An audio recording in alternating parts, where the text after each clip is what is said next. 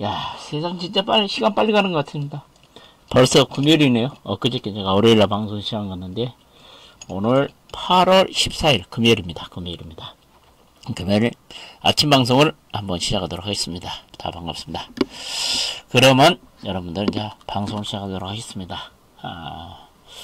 지금 시작한 미국의 3대 선물지수, 3대 선물지수는 강보합 출발을 했습니다. 어제 미국 증시에는 고용지표가 잘 나왔습니다. 개선됐습니다. 그럼에도 불구하고 중국과 미국 간의 갈등이 좀 고조됐고, 그 다음에 부양책, 제5차 부양책에 대한 불안감이 확산되면서 어제 미국 증시는 혼조세로 마감했습니다. 그럼 구체적으로 미국 증시를 한번 살펴보도록 하겠습니다. 다우지수는 80포인트, 퍼센트는 0.29%가 하락하면서 27,896포인트로 마감을 했습니다.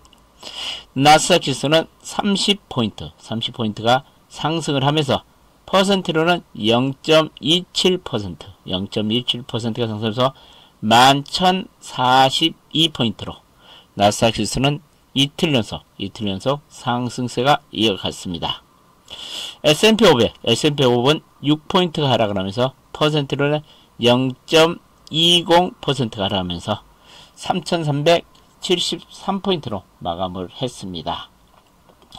그럼 유가를 한번 살펴보도록 하겠습니다. 유가, 원유는 보면은 유가는 서부 텍사스 원유가 배럴당 0.33달러, 퍼센트로는 0.77%, 배럴당 42.34달러로 마감을 했습니다.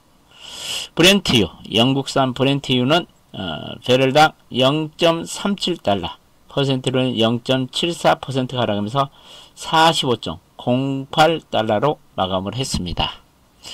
이와 같이 전일 미국 시장에서 유가가 하락한 이유는 IEA, 그러니까 국제 에너지 기구에서 하반기 원유 수요량이 50만 배럴 감소할 것이라는 전망을 했고, 특히 코로나19 영향으로 세계 각국 여행 제한으로 원유 수요가 지속적으로 감소할 것이라는 우려감을 표시하면서 어제 유가는 하락세를 보였다는 것 참고로 하시기 바랍니다. 그 다음에 이제 금값을 한번 살펴보도록 하겠습니다. 금값은 온스당 14달러가 상승하면서 퍼센트로는 0.72%가 상승하면서 1963달러로 마감을 했습니다. 금값은 최근 하락에 대한 반발성 매수가 있다면서 이틀 연속 상승세를 보였습니다. 그러면서 최근 달러가 계속 약세를 보인 것도 금값 상승 요인으로 작용을 했습니다. 은값이죠. 은값은 최근 이틀 연속 급락세를 보였거든요. 이틀 연속 급락세를 보이다가 어제는 또 급등을 했습니다. 은값은 어제 5.4% 급등을 하면서 이틀 연속 급락 후에 은값은 어제 급등을 했다는 거 참고를 하시기 바랍니다. 그 다음에 어제 달러 인덱스죠. 달러 인덱스는 미국의 달러하고, 그 다음에 예나, 그 다음에 파운드와, 그 다음에 유로와 같은 선진 6개 국가 합해하고 달러와 가치를 비교하는 지수를 우리가 달러 인덱스라고 합니다. 달러 인덱스는 93.32로 마감을 하면서 0.13%가 하락을 했습니다.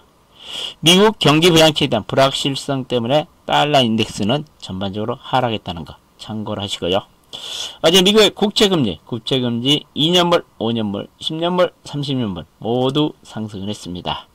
특히 고용지표죠. 그러니까 실업지표가 개선이 됐고, 그 다음에 10년물 국채금리가 0.7%를 회복하면서 최근 국채금리 상승세가 좀 이어지고 있다는 것 참고를 하시기 바랍니다. 어제 이제 경제지표가 상당히 중요한 경제지표가 발표됐죠. 경제지표에서는 주간 실업 청구자 수가 발표됐는데 잘 나왔습니다. 예상치가 110만 건 정도로 나왔는데 96만 3천 건으로 예상치를 상회하는 결과가 나왔고, 그리고 지난주보다 22만 8천 건이 감소를 했고, 8월 증수, 그러니까 코로나 이후죠. 코로나 이후 21주 만에 실업 주간 실업 청구자 건수가 100만 건 이하로 떨어졌습니다. 이와 같이 이제 고용지표가 잘 나오자 미국의 백악관 협력위원장인가 경제위원장인 커들러가 실업 청구자 수 감소는 미국 경제 회복의 청신호다 그렇게 또 밝혔습니다. 그리고 또 두 번째로 발표된 미국의 이제 경제 지표가 7월 수입 물가 지수가 발표됐는데 전월 대비 0.7% 정도 상승세를 보였다는 거 참고를 하시고요. 어제 미국 증시에서 업종별 등락을 보면은 상승 업종은 커뮤니케이션 업종이 0.3% 정도 상승했고 IT 업종이 강밥 정도 0.04% 두 개 업종만 상승했습니다. 하락한 업종을 보면은 에너지 업종이 한 2% 정도 많이 빠졌고 유가가 빠지면서 에너지 업종도 많이 빠졌고 그 다음 부동산 업종이 1.2% 정도 빠졌고 제조업, 금융업 정도 하락을 했고 여러분들이 또 관심이 많은 헬스케어, 제약바이오 업종은 0.17% 헬스케어 업종도 0.17% 정도 하락했다는 걸 참고하시기 바랍니다. 어제 그러면 미국 증시에서 특징 종목들을 한번 살펴보면 항공, 카지노, 리조트 같은 여행주들이 전반적인 약세 분위기가 연출됐고요. 그 다음에 시스코 시스템즈 실적 발표가 됐는데요. 이 시스코 시스템즈가 3분기 연속 매출이 감소하면서 어제 약세를 보였고 그리고 코로나 백신 관련주는 혼조세를 보였습니다. 모데나는 어제 약세를 보였습니다. 모데나 같은 경우는 최근 글로벌 백신 시장이 코로나 백신 시장이 치열해지고 있다는 소식 때문에 약세를 보이는데요. 최근 이틀 연속 급락을 했던 노바베스는 어제 또 급등을 했습니다. 7% 정도 급등을 했습니다. 노바베스가 7% 최근 급락에 대한 반발성 매수가 있었고 급등한 배경은 우리나라 SK사이언스하고 백신 위탁 생산 계약을 체결했다는 소식이 전해지면서 노바베스가 7% 정도 상승을 했습니다. 오늘 SK케미칼은 어제 또 많이 올랐죠. 어제 미리 좀 선반영된 것 같은 생각이 듭니다. SK케미칼 같은 거 어제 많이 올랐으니까요. 그 다음에 이제 또 우리나라 증시하고 또 밀접한 관계에 있는 마이크론 테크놀로지가 5% 급락을 했습니다. 이가 D램 생산업체죠. 마이크론 테크놀로지가 5% 급락을 했습니다. 이와 같이 마이크론 테크놀로지가 급락한 이유는 뭐냐면은 도이치뱅크가 목표가를 하향 조정하면서 마이크론 테크놀로지가 급락했다는 거 참고를 하시기 바랍니다. 그럼 어제 미국의 빵주들의 흐름 살펴보도록 하겠습니다. 아마존은 약보와 그러겠고 넷플릭스는 1.23 정도 상승했고 페이스북은 0.5% 정도 상승했고 애플이 또 사상 최고치를 경신했습니다. 애플이 이와 같이 사상 최고치를 경신한 이유는 애플의 모든 서비스를 통합 서비스로 한 가지로 모든 서비스를 통합한다는 이야기가 나오면서 애플이 어제 1.77% 사상 최고치를 경신했고요. 구글은 0.6% 정도 상승을 했습니다. 그 다음에 이 마이크로소프트를 내가 체크를 안 했네요. 전반적으로 어제 미국의 기술주들은 내가 보면은 어제 그래도 강세 정도 보이면서 나스닥 지수가 상승을 보였다는 거 참고를 하시기 바랍니다. 제가 오늘 마이크로소프트는 주가를 내가 체크를 제대로 못했습니다. 이것은 죄송합니다. 제가 제대로 체크를 못했네요. 마이크로소프트를. 그 다음에 이제 테슬라 보면은 어제 주가가 4.2% 정도 상승했고 수소차 관련주죠. 니콜라는 7.3% 정도 오르면서 이제 친환경 관련 자동차 관련주인 테슬라하고 니콜라는 크게 상승을 했습니다. 그 다음에 반도체 관련주 보면은 인텔은 1.2% 정도 하락을 했고 그 다음에 마이크론은 4.8 정도 하락을 했고 그 다음에 퀄컴은 2% 정도 하락했고 엔비디아는 강밥 정도 AMD는 약밥 정도 어제 필라델피아 반도체 지수는 1.1% 하락을 했는데 어제 반도체 관련해서 마이크론이 가장 많이 빠졌다. 참고를 하시기 바랍니다. 그 다음에 바이오 관련주들 한번 살펴보도록 하겠습니다. 길리에드 사이언스가 0.9% 빠졌고 존슨앤존슨이 1.1, 그 다음에 하이자가 0.4, 모데나가 2.4 빠졌습니다. 전반적으로 어제 미국에서 헬스케어 관련주들은 헬스케어 지수는 약보합을 기록한 거 참고하시기 바랍니다. 그 다음에 특이사항들을 한번 살펴보도록 하겠습니다. 특이사항 보면은 어제 유럽 증시는 하락을 했습니다. 유럽 증시가 하락한 배경은 미국 경기 부양책에 대한 불확실성이 좀 고조되고 있다는 이야기. 그 다음에 미중 간의 갈등이 다시 부각되고 있다는 것이 악재로 작용하면서 어제 유럽 증시는 하락세를 보였습니다. 최근 이제 미국 증시에서 가장 핫한 것이 지금 미중 간의 갈등, 그 다음에 미국의 제5차 경기 부양책이 과연 어떻게 지금 타결될 것인가 가장 중요한 핫한 이슈입니다. 그럼 5차 경기 부양책에 대해서 한번 말씀을 드리면은 어제 이제 민주당 그 하원 의장이죠. 펠로시 의장이 추가 부양책을 2조 달러를 부양책을 가지고 와라. 그런데 지금 백악관에서는 주장하고 있는 것은 지금 미국 경기가 회복하고 있다. 더 많은 부양책이 필요 없다. 지가 지금 주장하고 있는 공화당 쪽에서 주장하고 백악관에서 주장하고 있는 부양책 1조 달러면 충분하다. 1조 달러면 충분하다. 그렇게 하면서 지금 민주당 쪽에서는 이번 부양책을 2조 달러 규모로 크게 하자. 그 다음에 백악관과 공화당은 1조 달러만 충분하다. 그러면서 지금 의견 차이를 보이고 있습니다. 그래서 어제 보면 문희신 재무장관하고 펠로시 하원 의장하고 전화통화해서 의견 차이만 확인하고 합의점을 전혀 못 찾고 있습니다. 그렇기 때문에 어제 이 미국의 5차 경기 부양책이 좀 부정적으로 작용했다는 거 참고를 하시고요. 그 다음에 어제 보면은 이제 미국 중국 간의 또 갈등이 또 고조되는 양상을 보였습니다. 폼페이오 그 국무장관이 보면은 티톡 이 책보다 더 많은 기재를 할 수 있다. 다른 또 기업을 기재를 하겠다는 이야기가 또 나왔습니다. 그러면서 중국 공자학원하고 모든 중국 어플을 제가 금지를 지금 추진하고 있다는 이야기가 좀 나오면서 미중 간의 또 갈등이 고조됐습니다. 이와 같이 이제 미국 행정부가 중국을 계속 제재를 하고 있기 때문에 일부 기업들이 좀 반발이 좀 나왔습니다. 애플, 포드, 올마트 같은 미국 기업들이 중국의 이책 제재 반대 노비 활동을 시작했다는 이야기가 나왔습니다. 특히 미국 애플이 중국 제재가 계속될 경우는 애플 그 휴대폰 아이폰이 출하량이 35% 정도 감소할 것이라는 우려감이 또 작용을 하기 때문에 최근 애플이 지금 이책 반대 제재 반대에 지금 노비에 지금 적극적으로 나서고 있다는 이야기 나왔고요.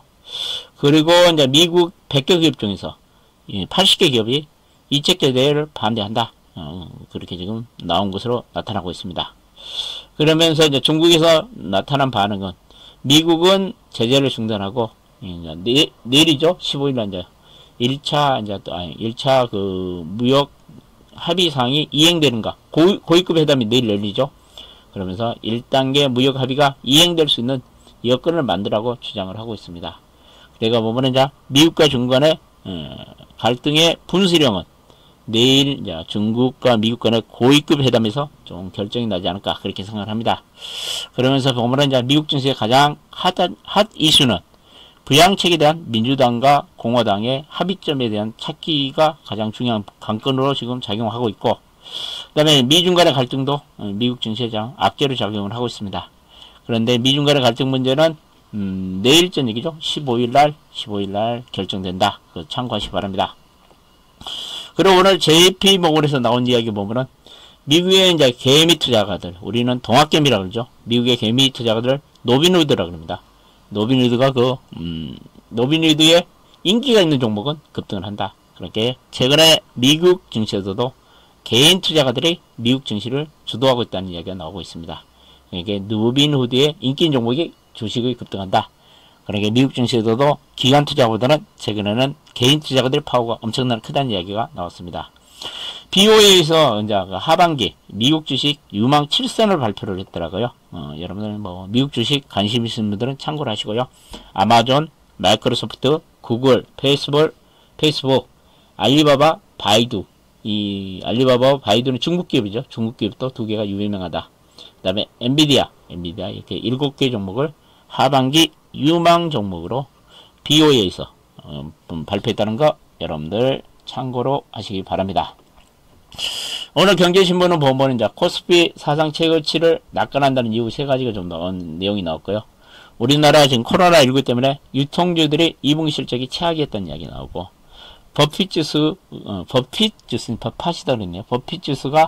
100% 넘었다.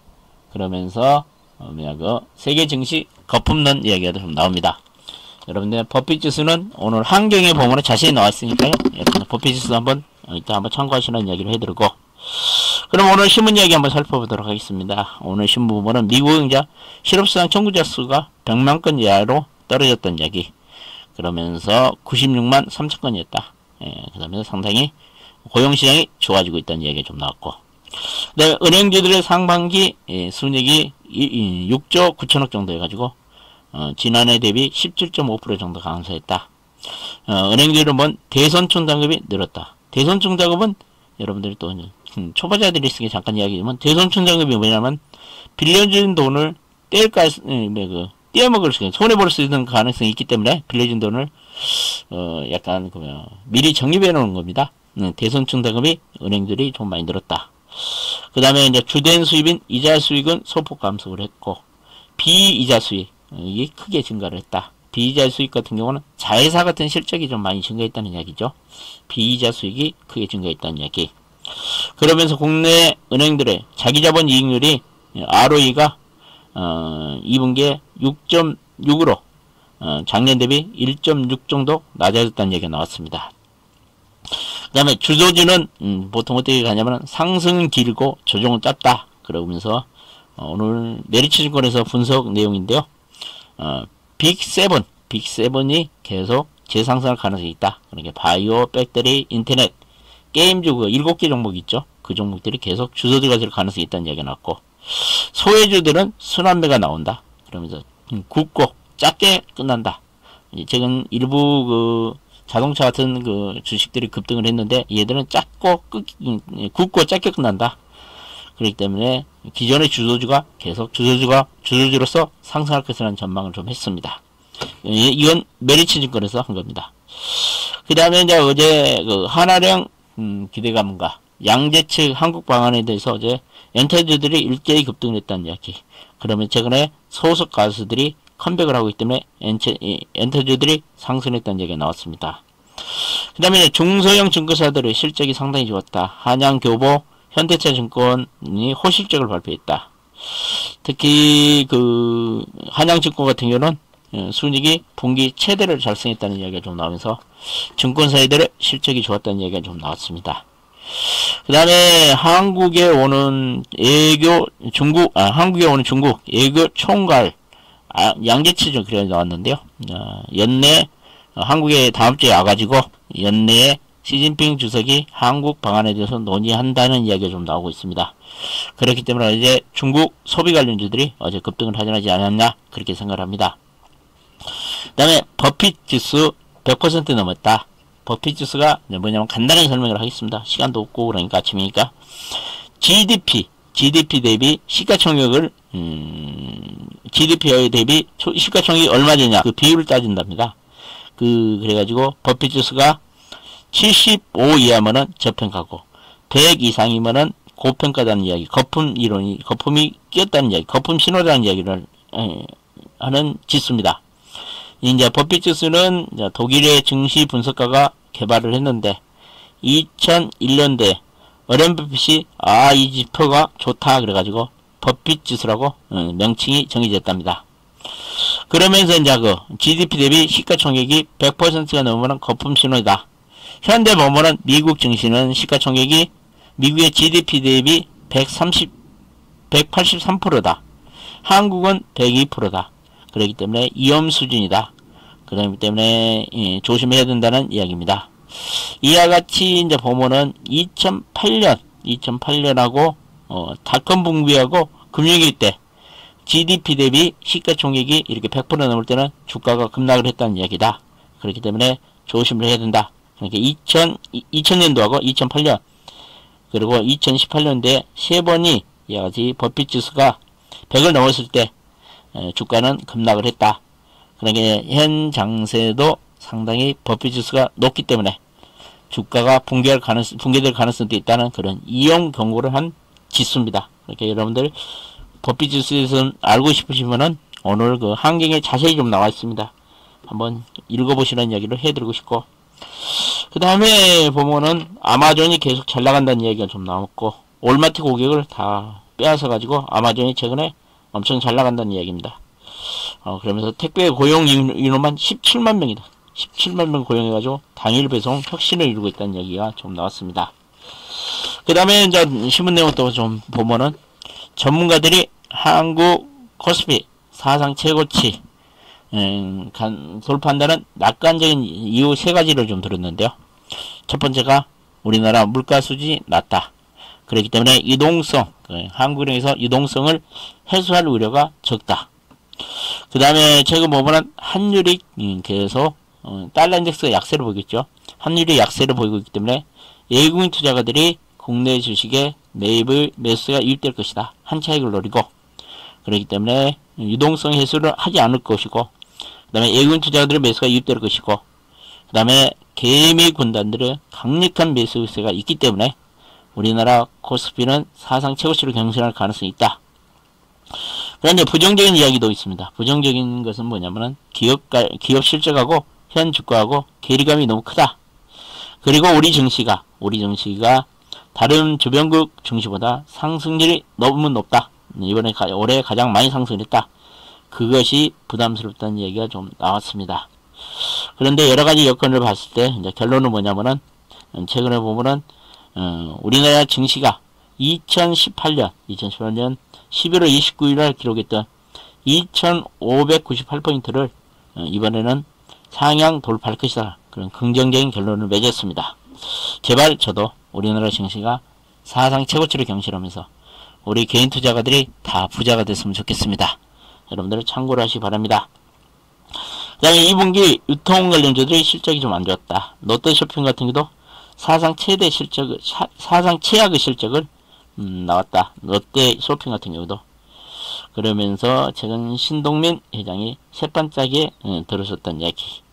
그러면서 롯데그룹 같은 경우도 보면은 롯데케미칼, 롯데정밀, 유통, 화학 모든 기업들이 롯데그룹들이 어닝 쏘키로 기록했다는 이야기. 그러면 롯데그룹 같은 경우는 디지털 전환에 박차를 가하면서 2023년까지 온라인 매출을 20조 원 달성했다. 목표를 세웠다는 얘기가 나왔습니다. 그 다음에 이마트도 2분기 실적이 최악이다. 그래도 희망이 있다는 얘기가 나왔는데 내가 보면 이마트도 2분기 474억 정도 474억 정도 영업 적자를 기록했다는 얘기. 그 다음에 그 현대백화점도 보면은 영업이익이 84% 정도 급감을 하면서 코로나 직격당을 받았다는 얘기가 나왔습니다. 이와 같이 최근에 그 코로나19 때문에 우리나라 유통 관련주들이 2분기 실적이 안 좋았다는 얘기가 나왔습니다. 그러면 여러분들 이제 오늘 시장에 대한 전망을 해드리고 여러분들은 오늘 관심 종목 한번 말씀드리도록 하겠습니다. 오늘은 좀 숨고리가 진행되지 않을까 그렇게 생각을 합니다. 특히 이제 그 15일 미중 간 고위급 회담을 앞두고 지금 어제 다시 또 미중 간의 갈등이 고조된 것도 좀 악재로 작용할 가능성이 있고요. 그 다음에 여러분들 참고로 17일날 장 안 열립니다. 다음 주 월요일날 시장입니다. 여러분들 임시 공휴일로 지정됐기 때문에 시장입니다. 갑자기 17일에 시장 안 열리지? 여러분들 또 그렇게 착각하지 마시고 그렇기 때문에 우리 증시가 이제 3일간 시장을 하게 되죠. 이것도 우리 증시에 다소 오늘 악재로 작용할 가능성이 있지 않냐 그렇게 생각하고 어제 미국 증시에서 반도체 관련주 중에서 이제 마이크론이 급락한 것도 우리 증시에 좀 악재로 작용할 가능성이 있다는 생각을 하고요. 여러분들 이제 그 최근 증시가 상당히 많이 올랐습니다. 우리 증시도 지금 악재에 상당히 민감하게 작용하고 있습니다. 그러니까 오늘 중국에서 이제 경제지표 2개가 중요한 경제지표가 발표됩니다. 우리 시간도 11시쯤 발표될 것으로 알고 있는데요. 소매 판매, 중국의 소매 판매와 산업 생산이 발표됩니다. 그런데 이 소매 판매나 산업 생산이 그냥 양호하게 나오면은 우리 증시에 크게 호재로 작용하지도 않을 것으로 예상이 됩니다. 만약에 소매 판매하고 산업 생산이 안 좋게 나올 경우는 우리 증시에 악재로 작용을 합니다. 제가 보면 소매 판매 같은 경우는 최근에 그 7월 달에 자동차 판매도 크게 늘고 그래가지고 좋게 나올 것으로 예상이 되고 있는데 만약입니다. 만약에 이 두 지표가 부진하게 나오면은 우리 증시에 악영향을 끼칠 수 있다는 거 여러분들 반드시 염두에 두시기 바랍니다. 그러니까 잘 나오면은 크게 호재로 작용하지도 않는데 이것이 못 나왔다. 2개가 중국 지표가 잘못 나왔다 그러면은 우리 증시에 악재로 작용할 가능성이 있다는 거 꼭 염두에 두시라는 이야기를 해드리고 싶고, 저는 원래 이제 매매 스타일이 뭐 급등한 종목을 좀 싫어해가지고요. 좀 증권주 등 장기 소외된 종목에 좀 관심을 가지라는 이야기를 해드리고 싶고, 그 다음에 보면은 오늘이 이제 2분기 실적 마무리 되는 날입니다.